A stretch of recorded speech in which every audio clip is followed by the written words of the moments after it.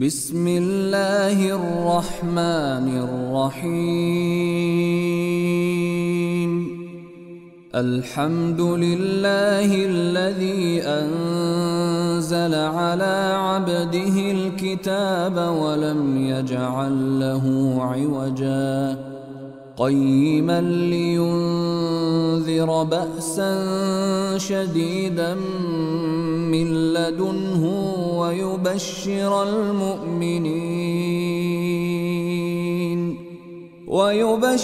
المؤمنين الذين يعملون الصالحات أن لهم أجرا حسنا ماكثين فيه أبدا وينذر الذين قالوا اتخذ الله ولدا ما لهم به من علم ولا لآبائهم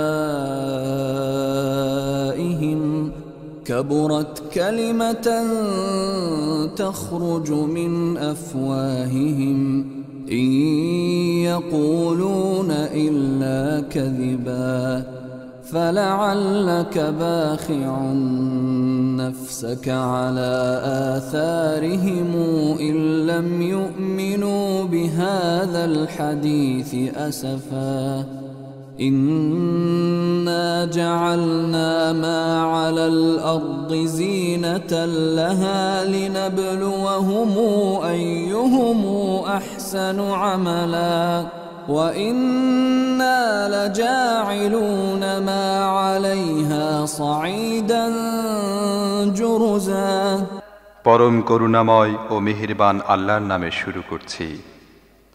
প্রশংসা আল্লাহরই, যিনি তার বান্দার প্রতি এই কিতাব নাজিল করেছেন এবং এর মধ্যে কোনো বক্রতা রাখেননি।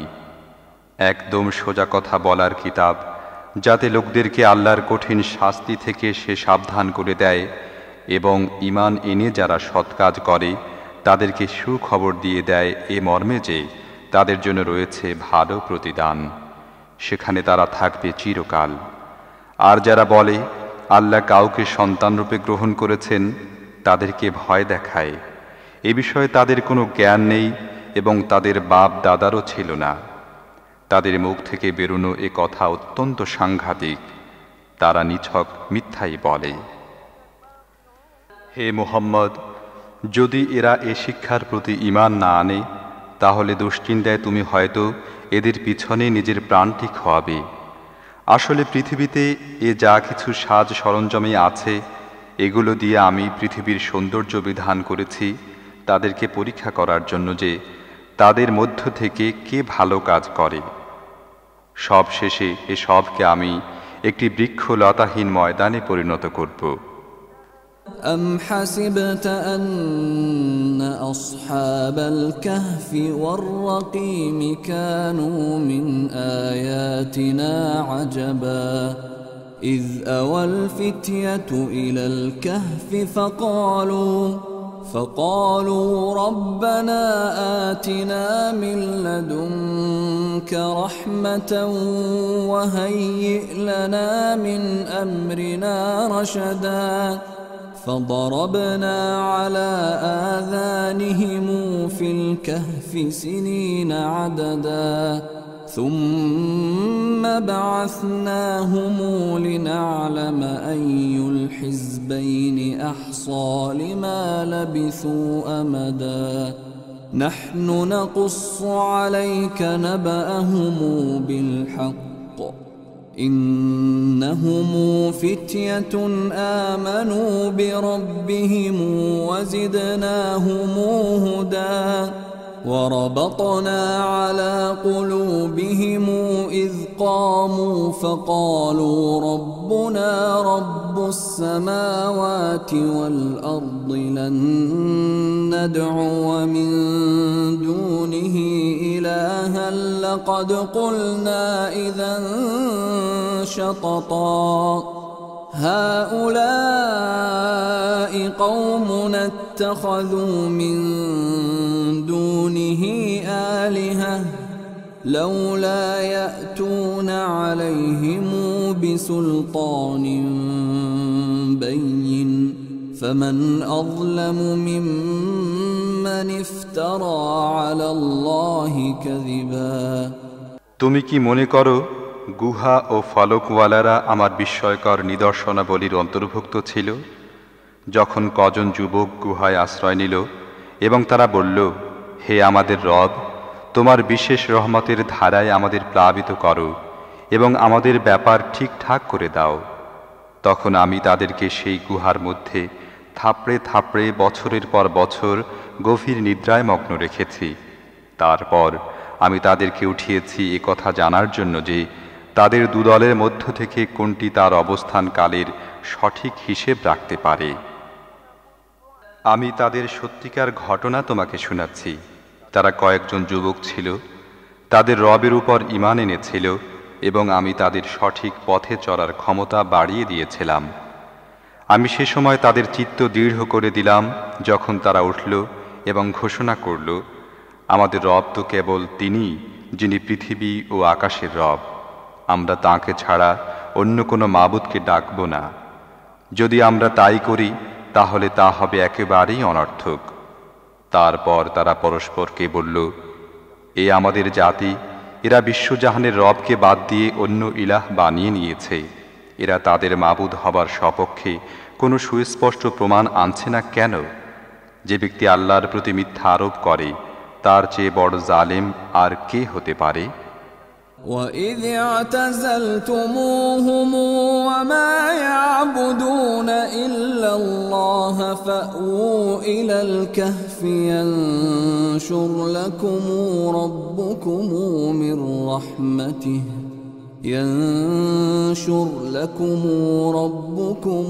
مِنْ رَحْمَتِهِ وَيُهَيِّئْ لَكُمْ مِنْ أَمْرِكُمْ مِرْفَقًا وَتَرَى الشَّمْسَ إِذَا طَلَعَتْ تَزَاوَرُ عَنْ كَهْفِهِمْ ذَاتَ الْيَمِينِ وَإِذَا غَرَبَتْ تَقْرِضُهُمْ ذَاتَ الشِّمَالِ وَهُمْ فِي فَجْوَةٍ مِّنْهُ ذَلِكَ مِنْ آيَاتِ اللَّهِ مَنْ يَهْدِ اللَّهُ فَهُوَ الْمُهْتَدِ وَمَنْ يُضْلِلْ فَلَنْ تَجِدَ لَهُ وَلِيًّا مُرْشِدًا وَتَحْسَبُهُمْ أَيْقَاظًا وَهُمْ رُقُودٌ وَنُقَلِّبُهُمْ ذَاتَ الْيَمِينِ وَذَاتَ الشِّمَالِ وَكَلْبُهُمْ بَاسِطٌ ذِرَاعَيْهِ بِالْوَصِيدِ لَوِ اطَّلَعْتَ عَلَيْهِمْ لَوَلَّيْتَ مِنْهُمْ فِرَارًا وَلَمُلِئْتَ مِنْهُمْ رُعْبًا وَكَذَلِكَ بَعَثْنَاهُمْ لِيَتَسَاءَلُوا بَيْنَهُمْ قَالَ قَائِلٌ مِّنْهُمْ كَمْ لَبِثْتُمْ قَالُوا لَبِثْنَا يَوْمًا أَوْ بَعْضَ يَوْمٍ قَالُوا رَبُّكُمْ أَعْلَمُ بِمَا لَبِثْتُمْ فَابْعَثُوا أَحَدَكُمْ بِوَرِقِكُمْ هَٰذِهِ إِلَى الْمَدِينَةِ فَلْيَنظُرْ أَيُّهَا أَزْكَىٰ طَعَامًا فَلْيَأْتِكُمْ بِرِزْقٍ مِّنْهُ وَلْيَتَلَطَّفْ وَلَا يُشْعِرَنَّ بِكُمْ أَحَدًا এখন যখন তোমরা এদের থেকে এবং আল্লাহ ছাড়া যাদেরকে এরা পূজা করে তাদের থেকে বিচ্ছিন্ন হয়ে গেছো, তখন চলো অমুক গুহায় গিয়ে আশ্রয় নেই।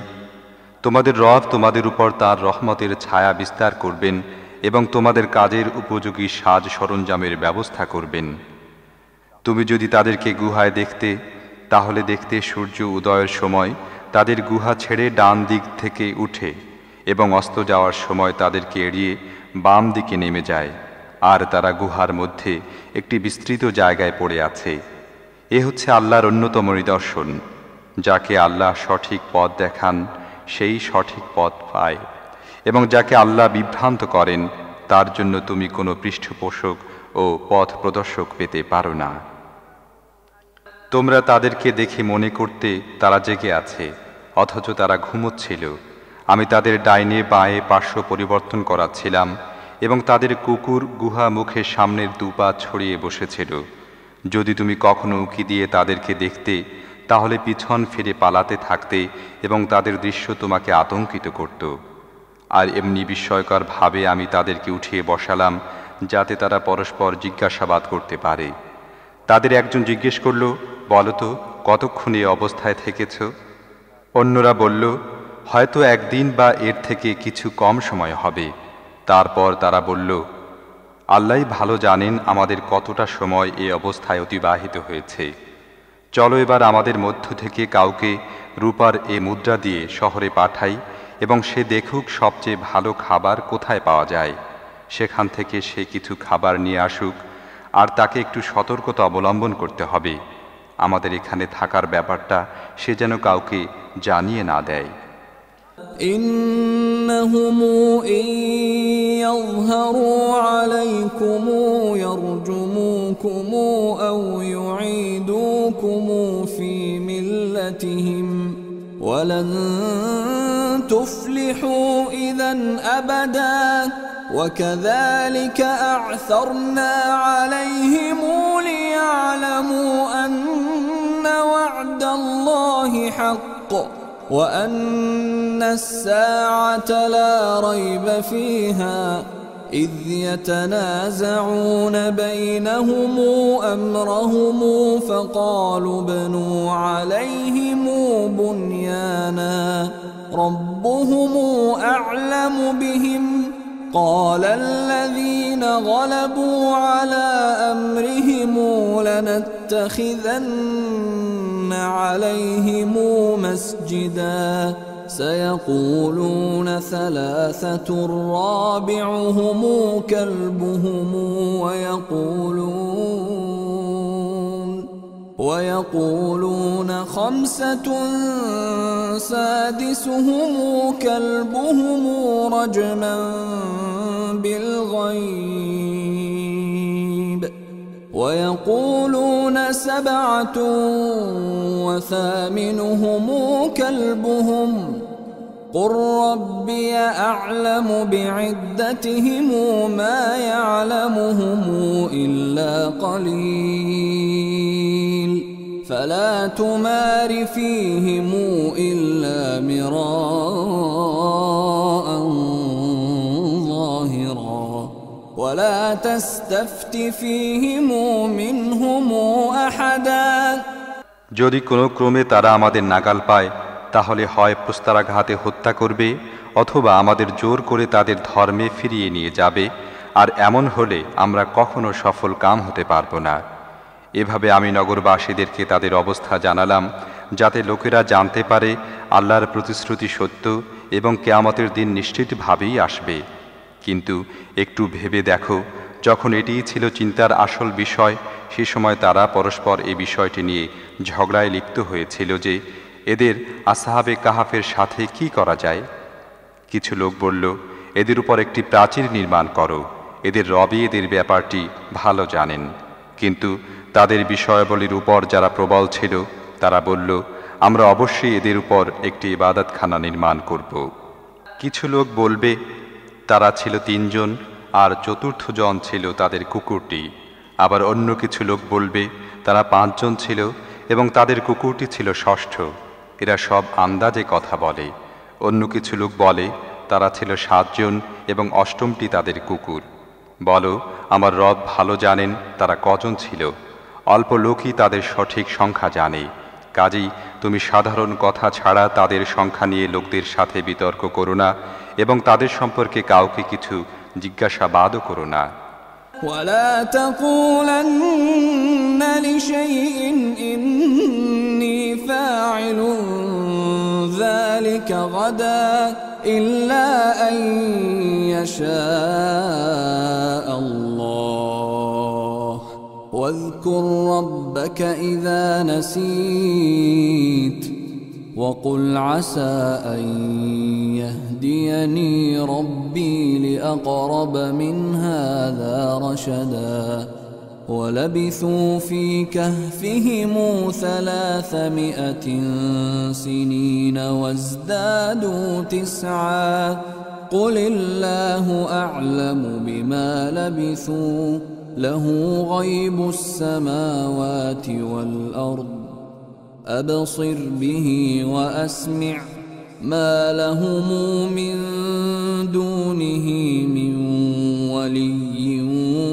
ولا يشرك في حكمه أحدا واتل ما أوحي إليك من كتاب ربك لا مبدل لكلماته ولن تجد من دونه ملتحدا واصبر نفسك مع الذين يدعون ربهم بالغداة والعشي يريدون وجهه ولا تعد عيناك عنهم تريد زينة الحياة الدنيا ولا تطع من أغفلنا قلبه عن ذكرنا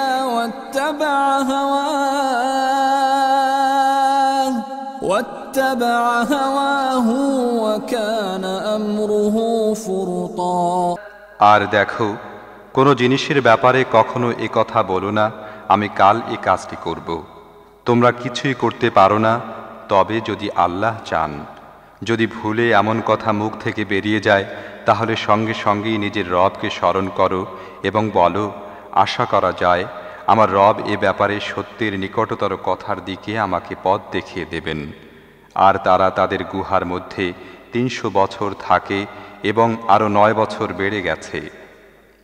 তুমি বলো, আল্লাহ তাদের অবস্থানের মেয়াদ সম্পর্কে বেশি জানেন। আকাশ ও পৃথিবীর যাবতীয় প্রচ্ছন্ন অবস্থা তিনিই জানেন। কেমন চমৎকার তিনি দ্রষ্টা ও শ্রোতা। পৃথিবী ও আকাশের সকল সৃষ্টির তত্ত্বাবধানকারী তিনি ছাড়া আর কেউ নেই এবং নিজের শাসন কর্তৃত্বে তিনি কাউকে শরিক করেন না। হে নবী, তোমার রবের কিতাবের মধ্য থেকে যা কিছু তোমার উপর ওহী করা হয়েছে তা হুবহু শুনিয়ে দাও। তার বক্তব্য পরিবর্তন করার অধিকার কারো নেই। আর যদি তুমি কারো স্বার্থে তার মধ্যে পরিবর্তন করো, তাহলে তার হাত থেকে নিষ্কৃতি পেয়ে পালাবার জন্য কোনো আশ্রয়স্থল পাবে না। আর নিজের অন্তরকে তাদের সঙ্গ লাভে নিশ্চিত করো, যারা নিজেদের রবের সন্তুষ্টির সন্ধানে সকাল সাঁঝে তাকে ডাকে এবং কখনো তাদের দিক থেকে দৃষ্টি ফিরাবে না। তুমি কি পার্থিব সৌন্দর্য পছন্দ করো? এমন কোনো লোকের আনুগত্য করো না, যার অন্তরকে আমি আমার স্মরণ থেকে গাফিল করে দিয়েছি, যে নিজের প্রবৃত্তির কামনা বাসনার অনুসরণ করেছে এবং যার কর্মপদ্ধতি কখনো উগ্র কখনো উদাসীন।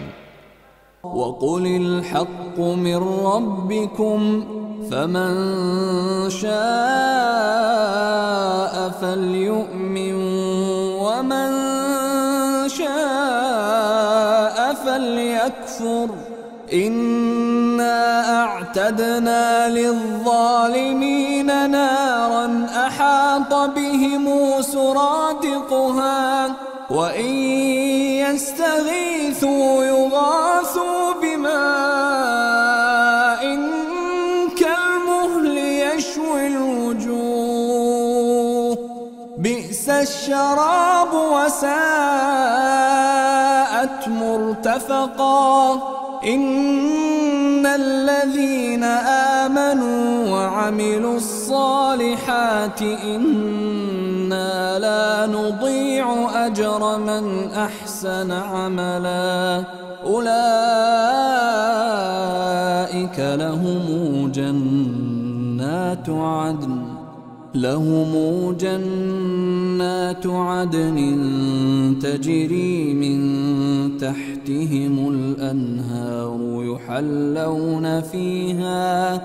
يحلون فيها من أساور من ذهب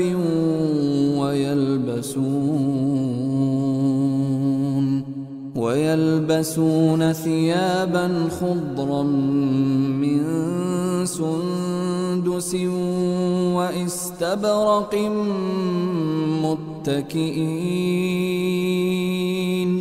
متكئين فيها على الأرائك نعم الثواب وحسنت مرتفقا। পরিষ্কার বলে দাও, এ হচ্ছে সত্য তোমাদের রবের পক্ষ থেকে। এখন যে চায় মেনে নিক এবং যে চায় অস্বীকার করুক। আমি অস্বীকারী জালেমদের জন্য একটি আগুন তৈরি করে রেখেছি, যার শিখাগুলো তাদেরকে ঘেরাও করে ফেলেছে। সেখানে তারা পানি চাইলে এমন পানি দিয়ে তাদের আপ্যায়ন করানো হবে যা হবে তেলের তলানির মতো, এবং যা তাদের চেহারা দগ্ধ করে দেবে। কত নিকৃষ্ট পানীয় এবং কি জঘন্য আবাস! তবে যারা মেনে নেবে এবং সৎ কাজ করবে, সেসব সৎকর্মশীলদের প্রতিদান আমি কখনো নষ্ট করি না। তাদের জন্য রয়েছে চির বসন্তের জান্নাত, যার পাদদেশে প্রবাহিত হতে থাকবে নদী। সেখানে তাদেরকে সোনার কাকনে সজ্জিত করা হবে। সূক্ষ্ম ও পুরু রেশম ও কিংখাবের সবুজ বস্ত্র পরিধান করবে এবং উপবেশন করবে উঁচু আসনে বালিশে হেলান দিয়ে। চমৎকার পুরস্কার এবং সর্বোত্তম আবাস। واضرب لهم مثل الرجلين جعلنا لأحدهما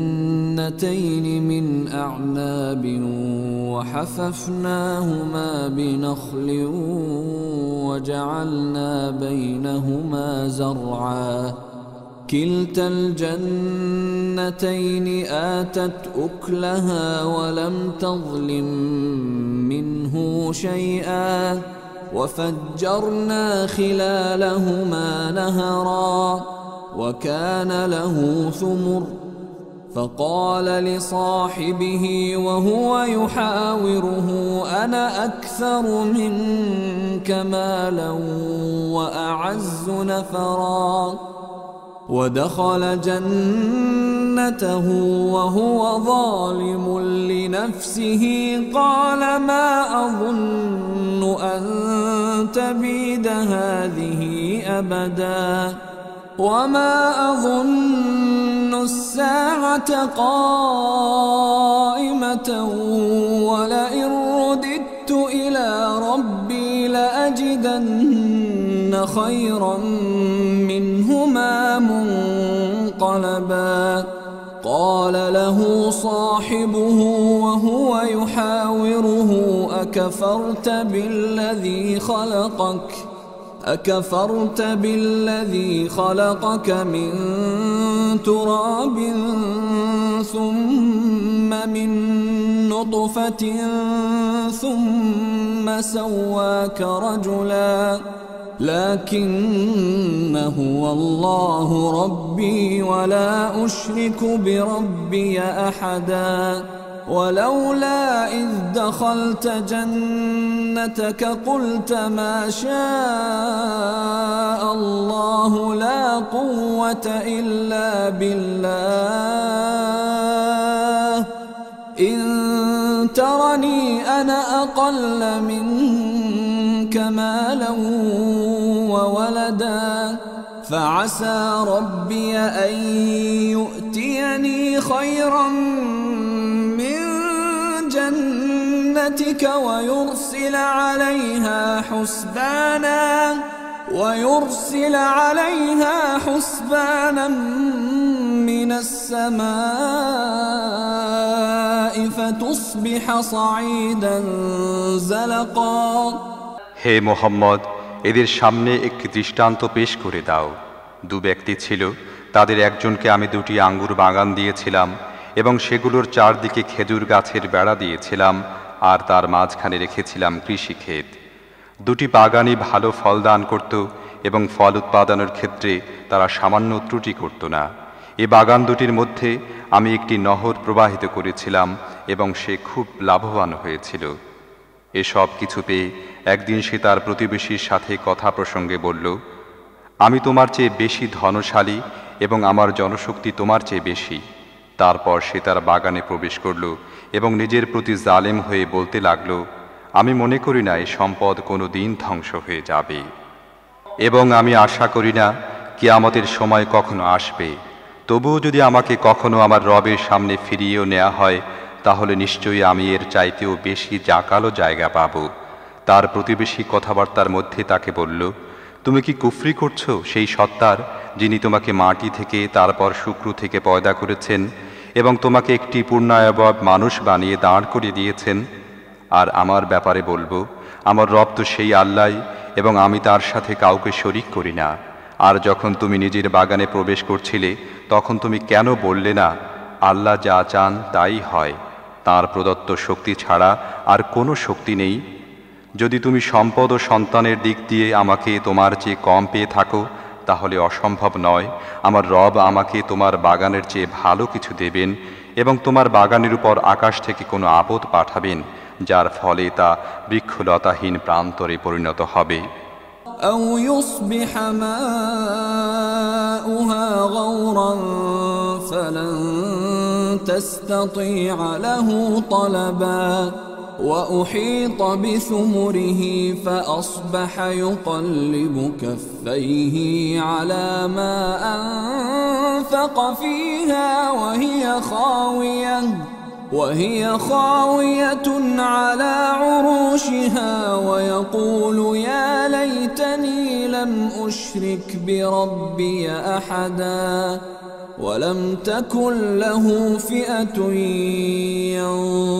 ينصرونه من دون الله وما كان منتصرا هنالك الولاية لله الحق هو خير ثوابا وخير عقبا واضرب لهم مثل الحياة الدنيا كماء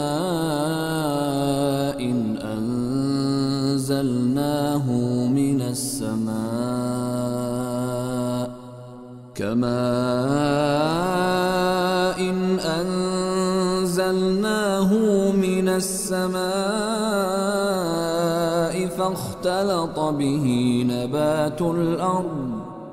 فاختلط به نبات الأرض فأصبح هشيما تذروه الرياح وكان الله على كل شيء مقتدرا المال والبنون زينة الحياة الدنيا والباقيات الصالحات خير عند ربك ثوابا وخير أملا অথবা তার পানি ভূগর্ভে নেমে যাবে এবং তুমি তাকে কোনো ক্রমেই উঠাতে পারবে না।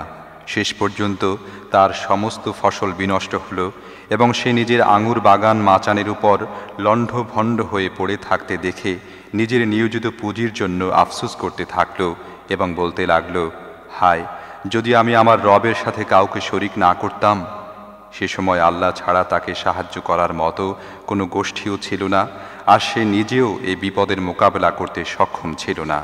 তখন জানা গেল কর্ম সম্পাদনের ক্ষমতা একমাত্র আল্লাহর হাতে ন্যস্ত, যিনি সত্য, আর পুরস্কার সেটাই ভালো যা তিনি দান করেন, এবং পরিণতি সেটাই শ্রেয় যা তিনি দেখান।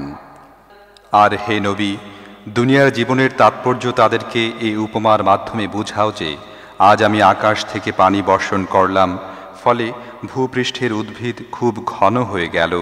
আবার কাল এই উদ্ভিদগুলোই শুকনো ভূষিতে পরিণত হলো, যাকে বাতাস উড়িয়ে নিয়ে যায়। আল্লাহ সব জিনিসের উপর শক্তিশালী। এ ধন সম্পদ ও সন্তান সন্ততি দুনিয়ার জীবনের একটি সাময়িক সৌন্দর্য, শোভা মাত্র। আসলে তো স্থায়িত্ব লাভকারী সৎ কাজগুলোই তোমার রবের কাছে ফলাফলের দিক দিয়ে উত্তম, এবং এগুলোই উত্তম আশা আকাঙ্ক্ষা সফল হবার মাধ্যম। ويوم تسير الجبال وترى الأرض بارزة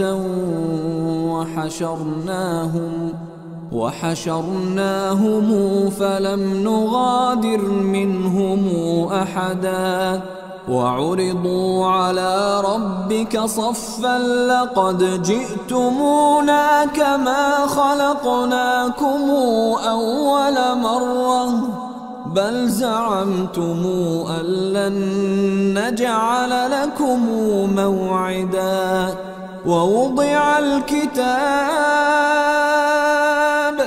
ووضع الكتاب فترى المجرمين مشفقين مما فيه ويقولون يا ويلتنا ما لهذا الكتاب لا يغادر صغيرة ولا كبيرة إلا أحصاها ووجدوا ما عملوا حاضرا ولا يظلم ربك أحدا وإذ قلنا للملائكة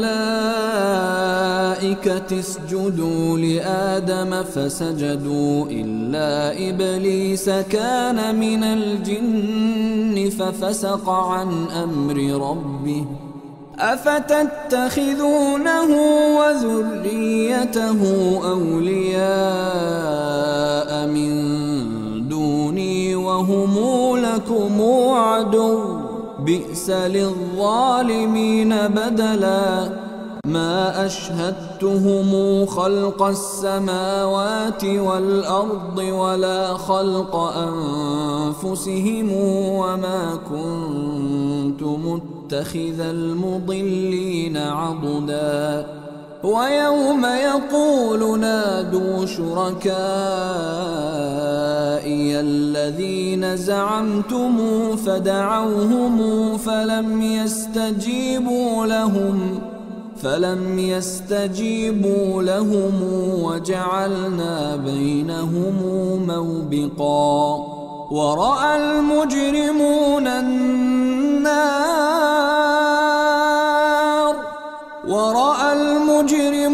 النار فظنوا أنهم مواقعوها ولم يجدوا عنها مصرفا সেই দিনের কথা চিন্তা করা দরকার যেদিন আমি পাহাড়গুলোকে চালিত করব এবং তুমি পৃথিবীকে দেখবে সম্পূর্ণ অনাবৃত আর আমি সমগ্র মানব গোষ্ঠীকে এমনভাবে ঘিরে এনে একত্র করব যে পূর্ববর্তী ও পরবর্তীদের মধ্য থেকে একজনও বাকি থাকবে না এবং সবাইকে তোমার রবের সামনে লাইনবন্দি করে পেশ করা হবে।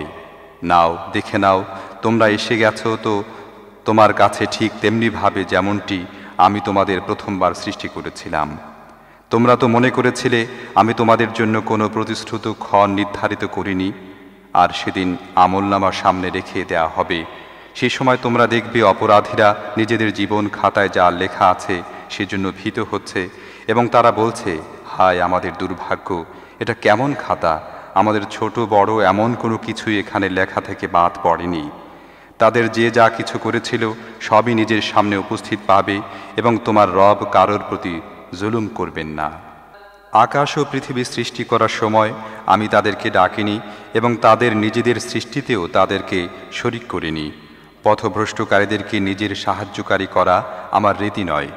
তাহলে সেদিন এরা কি করবে, যেদিন এদের রব এদেরকে বলবে, ডাকো সেই সব সত্তাকে যাদেরকে তোমরা আমার শরিক মনে করে বসেছিলে।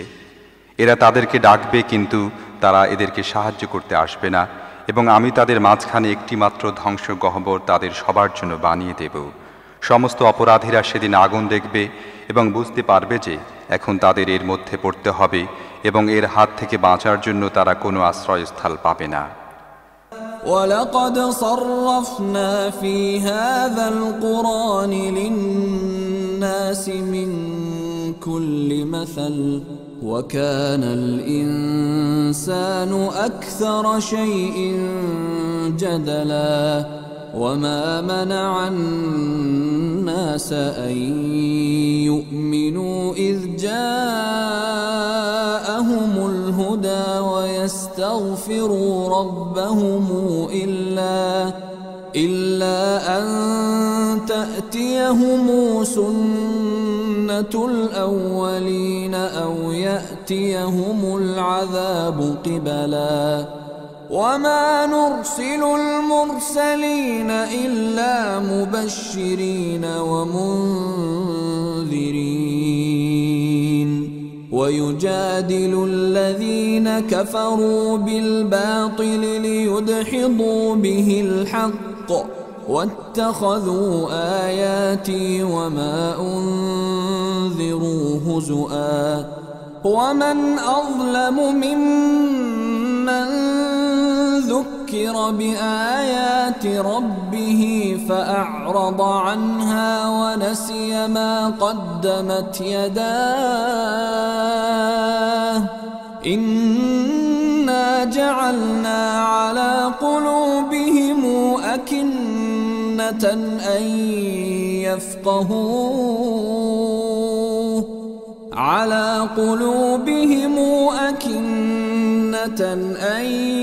يفقهوه وفي آذانهم وقرا وإن تدعهم إلى الهدى فلن يهتدوا إذا أبدا وربك الغفور ذو الرحمة لو يؤاخذهم بما كسبوا لعجل لهم العذاب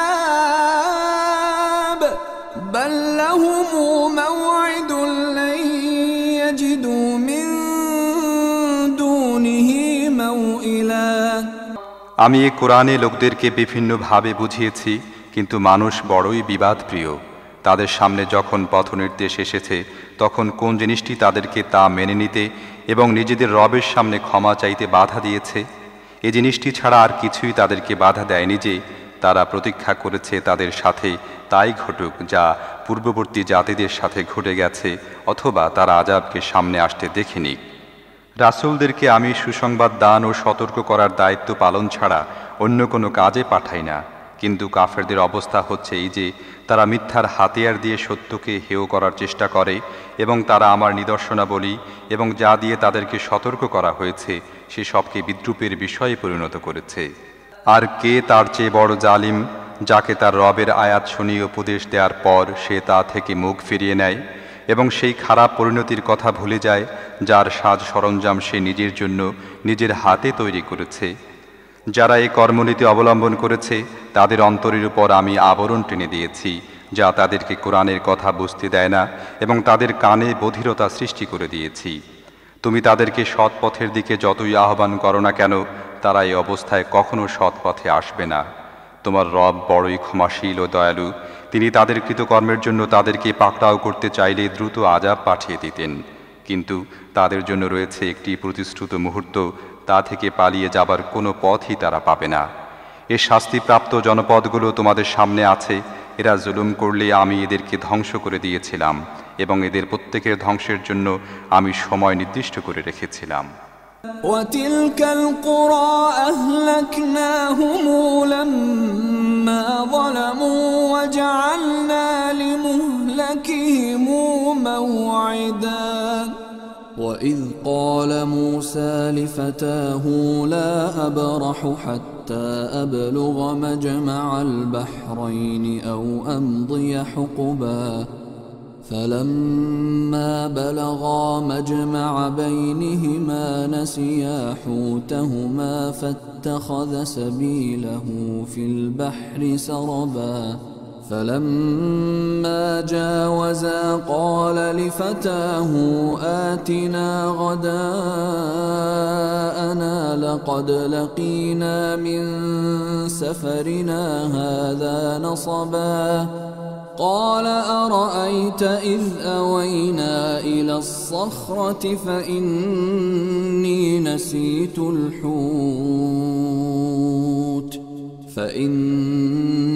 نسيت الحوت وما أنسانيه إلا الشيطان أن أذكره واتخذ سبيله في البحر عجبا قال ذلك ما كنا نبغي فارتدا على آثارهما قصصا فوجدا عبدا من عبادنا آتيناه رحمة من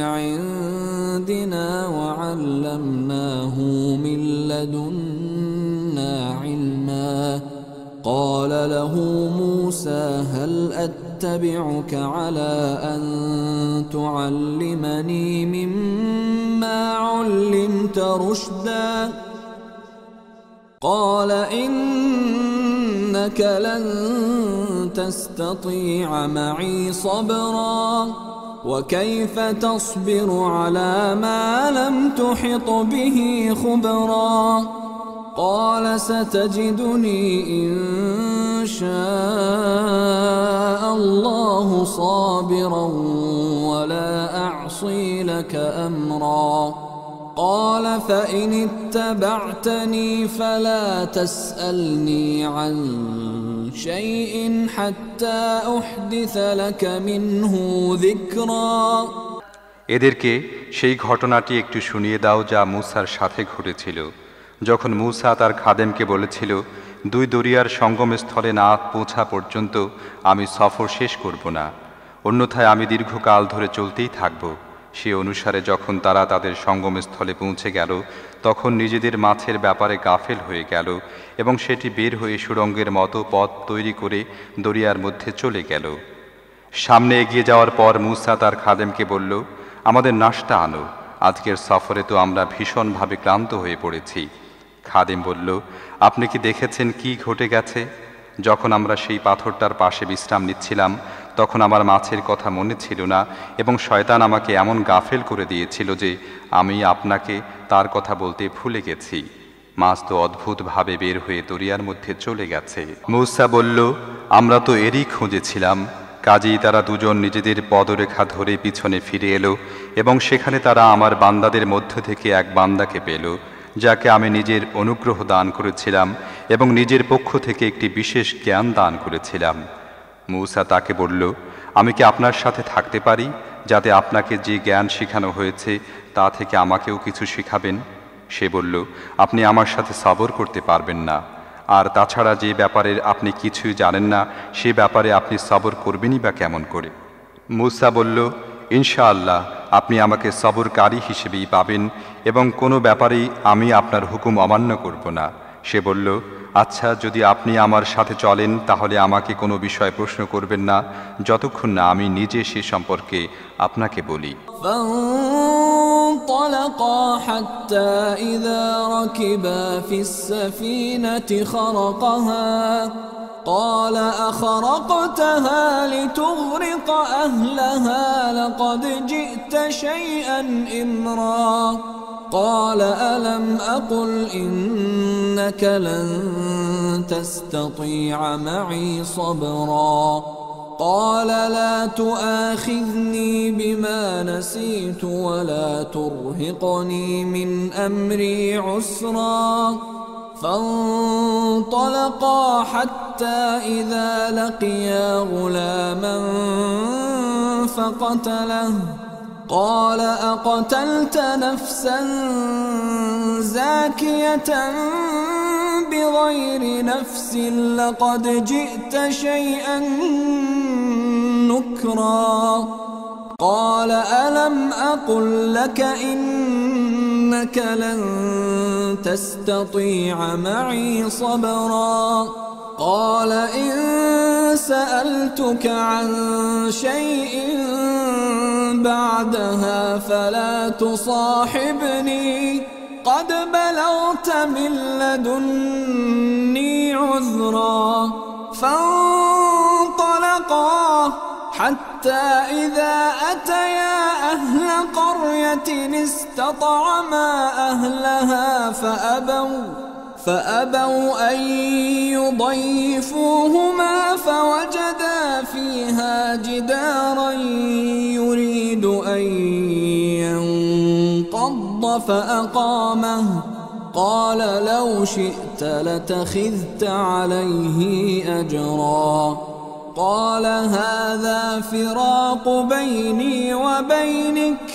سأنبئك بتأويل ما لم تستطع عليه صبرا أما السفينة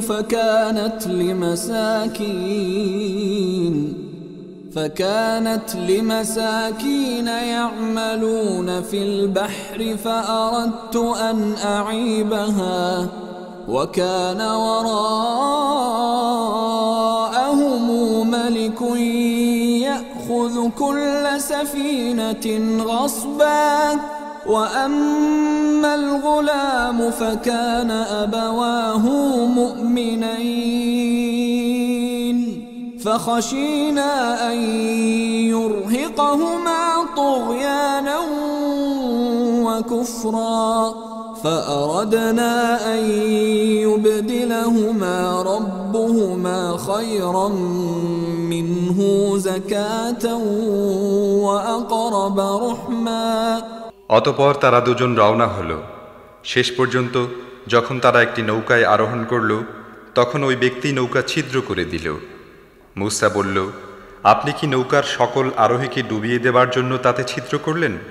এ তো আপনি বড়ই মারাত্মক কাজ করলেন। সে বলল, আমি না তোমাকে বলেছিলাম তুমি আমার সাথে সবর করতে পারবে না? মূসা বলল, ভুল চোখের জন্য আমাকে পাকড়াও করবেন না, আমার ব্যাপারে আপনি কঠোর নীতি অবলম্বন করবেন না। এরপর তারা দুজন চলল। চলতে চলতে তারা একটি বালকের দেখা পেল এবং ওই ব্যক্তি তাকে হত্যা করল। মূসা বলল, আপনি এক নিরপরাধকে হত্যা করলেন, অথচ সে কাউকে হত্যা করেনি। এটা তো বড়ই খারাপ কাজ করলেন। নিশ্চয়ই আল্লাহ যা বলেছেন সত্য বলেছেন। তারপর তারা সামনের দিকে চলল। চলতে চলতে একটি জনবসতিতে প্রবেশ করল এবং সেখানে লোকদের কাছে খাবার চাইল, কিন্তু তারা তাদের দুজনের মেহমানদারি করতে অস্বীকৃতি জানালো। সেখানে তার একটি দেয়াল দেখল, সেটি পড়ে যাবার উপক্রম হয়েছিল। সে দেয়ালটি পুনঃপ্রতিষ্ঠিত করে দিল। মূসা বলল, আপনি চাইলে এ কাজে পারিশ্রমিক নিতে পারতেন। সে বলল, ব্যাস, তোমারও আমার সঙ্গ শেষ হয়ে গেল।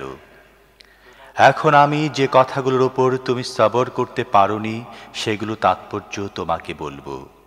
সেই নৌকাটির ব্যাপার ছিল এই যে, সেটি ছিল কয়েকজন গরিব লোকের। তারা সাগরে মেহনত মজদুরি করত। আমি সেটিকে ত্রুটিযুক্ত করে দিতে চাইলাম, কারণ সামনের দিকে ছিল এমন বাদশার এলাকা যে প্রত্যেকটি নৌকা জবরদস্তি ছিনিয়ে নিত। আর ওই বালকটি ব্যাপার হচ্ছে এই যে, তার বাপ মা ছিল মুমিন। আমাদের আশঙ্কা হলো এ বালক তার বিদ্রোহাত্মক আচরণ ও কুফরির মাধ্যমে তাদেরকে বিব্রত করবে। তাই আমরা চাইলাম তাদের রব তার বদলে তাদেরকে যেন এমন একটি সন্তান দেন যে চরিত্রের দিক দিয়েও তার চেয়ে ভালো হবে এবং যার কাছ থেকে সদয় আচরণও বেশি আশা করা যাবে। وَأَمَّا الْجِدَارُ فَكَانَ لِغُلَامَيْنِ يَتِيمَيْنِ فِي الْمَدِينَةِ وَكَانَ تَحْتَهُ كَنْزٌ لَهُمَا وكان أبوهما صالحا فأراد ربك أن يبلغا أشدهما ويستخرجا كنزهما رحمة من ربك وما فعلته عن أمري ذلك تأويل ما لم تسطع عليه صبرا ويسألونك عن ذي القرنين قل سأتلو عليكم منه ذكرا إنا مكنا له في الأرض وآتيناه من كل شيء سببا فاتبع سببا حتى إذا بلغ مغرب الشمس وجدها تغرب في عين حمئة ووجد عندها قوما قلنا يا ذا القرنين إما أن تعذب وإما أن تتخذ فيهم حسنا قال أما من ظلم فسوف نعذبه ثم يرد إلى ربه فيعذبه عذابا نكرا وأما من آمن وعمل صالحا فله جزاء الحسنى وسنقول له من أمرنا يسرا এবার থাকে সেই দেয়ালের ব্যাপারটি। সেটি হচ্ছে শহরে অবস্থানকারী দুটি এতিম বালকের। এ দেয়ালের নিচে তাদের জন্য সম্পদ লুকানো আছে এবং তাদের পিতা ছিলেন একজন সৎ লোক। তাই তোমার রব চাইলেন এ কিশোর দুটি প্রাপ্তবয়স্ক হয়ে যাক এবং তারা নিজেদের গুপ্তধন বের করে নিক। তোমার রবের দয়ার কারণে এটা করা হয়েছে, নিজ ক্ষমতা ও ইখতিয়ারের আমি এটা করিনি। তুমি যেসব ব্যাপারে সবর করতে পারোনি এ হচ্ছে তার ব্যাখ্যা। আর হে মুহাম্মদ, এরা তোমার কাছে জুলকারনাইন সম্পর্কে জিজ্ঞেস করে, এদেরকে বলে দাও আমি তার সম্বন্ধে কিছু কথা তোমাদের শোনাচ্ছি। আমি তাকে পৃথিবীতে কর্তৃত্ব দিয়ে রেখেছিলাম এবং তাকে সব রকমের সাজ সরঞ্জাম ও উপকরণ দিয়েছিলাম। সে প্রথমে পশ্চিমে এক অভিযানের সাজ সরঞ্জাম করল।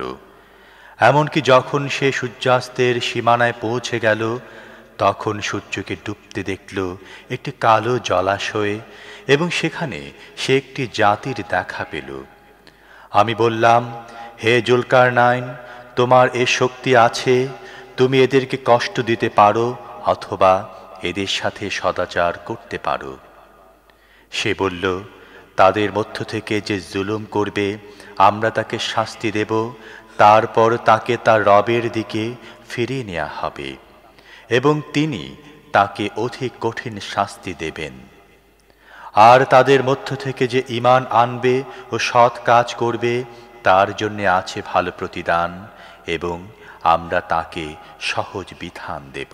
ثم اتبع سببا حتى إذا بلغ مطلع الشمس وجدها تطلع على قوم لم نجعل لهم من دونها سترا كذلك وقد أحطنا بما لديه خبرا ثم اتبع سببا حتى إذا بلغ بين السدين وجد من دونهما قوما لا يكادون يفقهون قولا قالوا يا ذا القرنين إن ياجوج وماجوج مفسدون في الأرض فهل نجعل لك خرجا على أن تجعل بيننا وبينهم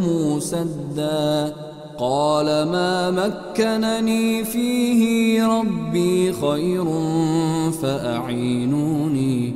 فأعينوني بقوة أجعل بينكم وبينهم ردما آتوني زبر الحديد حتى إذا ساوى بين الصدفين قال انفخوا حتى إذا جعله نارا قال آتوني أفرغ عليه قطرا فما استطاعوا أن يظهروه وما استطاعوا له نقبا قال هذا رحمة من ربي فإذا جاء وعد ربي جعله دكا وكان وعد ربي حقا।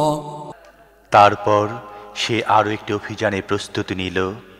এমনকি সে সূর্যোদয়ের সীমানায় গিয়ে পৌঁছল। সেখানে সে দেখল সূর্য এমন এক জাতির ওপর উদিত হচ্ছে যার জন্যে রোদ থেকে বাঁচার কোনো ব্যবস্থা আমি করিনি। এই ছিল তাদের অবস্থা, এবং জুলকারনাইনের কাছে যা ছিল তা আমি জানতাম। আবার সে আরও একটি অভিযানের আয়োজন করল। এমনকি যখন দুই পাহাড়ের মধ্যখানে পৌঁছল, তখন সেখানে এক জাতির সাক্ষাৎ পেল যারা খুব কমই কোনো কথা বুঝতে পারত। তারা বলল, হে জুলকারনাইন, ইয়াজুজ ও মাজুজ এ দেশে বিপর্যয় সৃষ্টি করছে। আমরা কি তোমাকে কাজের জন্যে কোনো কর দেব? তুমি আমাদের ও তাদের মাঝখানে একটি প্রাচীর নির্মাণ করে দেবে। সে বলল, আমার রব আমাকে যা কিছু দিয়ে রেখেছেন তাই যথেষ্ট। তোমরা শুধু শ্রম দিয়ে আমাকে সাহায্য করো, আমি তোমাদের ও তাদের মাঝখানে প্রাচীর নির্মাণ করে দিচ্ছি। আমাকে লোহার পাত এনে দাও। তারপর যখন দুই পাহাড়ের মধ্যবর্তী ফাঁকা জায়গা সে পূর্ণ করে দিল, তখন লোকদের বলল, এবার আগুন জ্বালাও। এমনকি যখন এই অগ্নি প্রাচীর পুরোপুরি আগুনের মতো লাল হয়ে গেল, তখন সে বলল, আনো, এবার আমি গলিত তামা এর উপর ঢেলে দেব। এই প্রাচীর এমন ছিল যে ইয়াজুজ ও মাজুজ এটা অতিক্রম করেও আসতে পারত না, এবং এর গায়ে সুড়ঙ্গ কাটাও তাদের জন্য আরো কঠিন ছিল। জুলকারনাইন বলল, এ আমার রবের অনুগ্রহ, কিন্তু যখন আমার রবের প্রতিশ্রুতি নির্দিষ্ট সময় আসবে, তখন তিনি একে ধূলিসাৎ করে দেবেন, আর আমার রবের প্রতিশ্রুতি সত্য।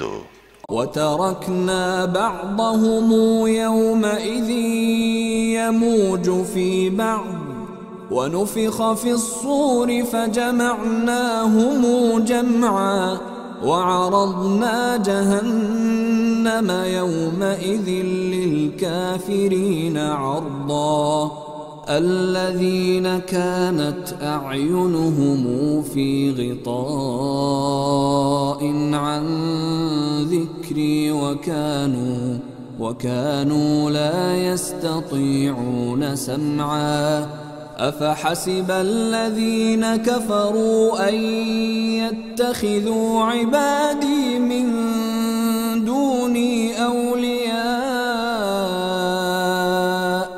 إنا أعتدنا جهنم للكافرين نزلا আর সেদিন আমি লোকদেরকে ছেড়ে দেব, তারা সাগর তরঙ্গের মতো পরস্পরের সাথে সংঘর্ষে লিপ্ত হবে, আর শিঙায় ফুঁক দেয়া হবে, এবং আমি সব মানুষকে একত্র করব।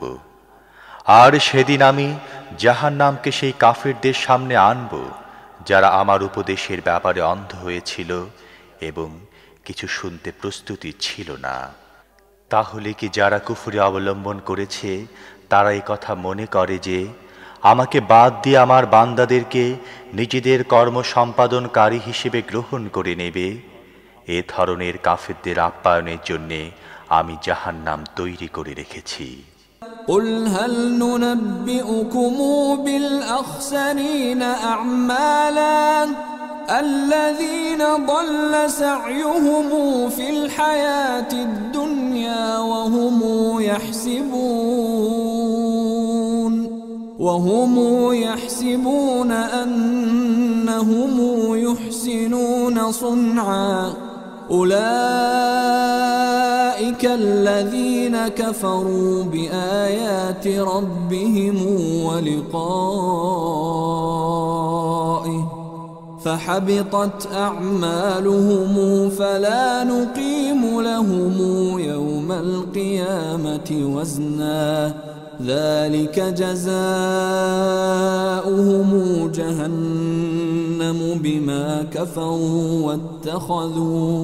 واتخذوا آياتي ورسلي هزؤا إن الذين آمنوا وعملوا الصالحات كانت لهم جنات الفردوس نزلا خالدين فيها لا يبغون عنها حولا قل لو كان البحر مدادا لكلمات ربي لنفد البحر قبل أن تنفد كلمات ربي ولو جئنا بمثله مددا قل إنما أنا بشر مثلكم يوحى إلي أنما إلهكم إله واحد فمن كان يرجو لقاء ربه فليعمل عملا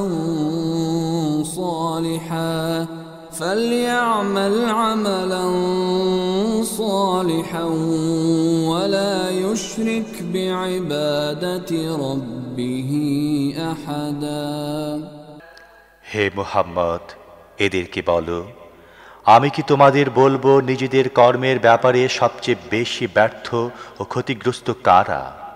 তারাই যাদের দুনিয়ার জীবনে সমস্ত প্রচেষ্টা ও সংগ্রাম সব সময় সঠিক পথ থেকে বিচ্যুত থাকত এবং যারা মনে করত যে তারা সব কিছু সঠিক করে যাচ্ছে। এরা এমন সব লোক যারা নিজেদের রবের নিদর্শনাবলী মেনে নিতে অস্বীকার করেছে এবং তার সামনে হাজির হবার ব্যাপারটি বিশ্বাস করেনি। তাই তাদের সমস্ত কর্ম নষ্ট হয়ে গেছে। কিয়ামতের দিন তাদেরকে কোনো গুরুত্ব দেব না। যে কুফরি তারা করেছে তার প্রতিফল স্বরূপ এবং আমার নিদর্শনাবলী রসুলদের সাথে যে বিদ্রুপ তারা করত তার প্রতিফল হিসেবে তাদের প্রতিদান জাহান্নাম। তবে যারা ঈমান এনেছে এবং সৎ কাজ করেছে তাদের আপ্যায়নের জন্য থাকবে ফিরদৌসের বাগান। সেখানে তারা চিরকাল থাকবে এবং কখনো সেই স্থান ছেড়ে অন্য কোথাও যেতে তাদের মন চাইবে না।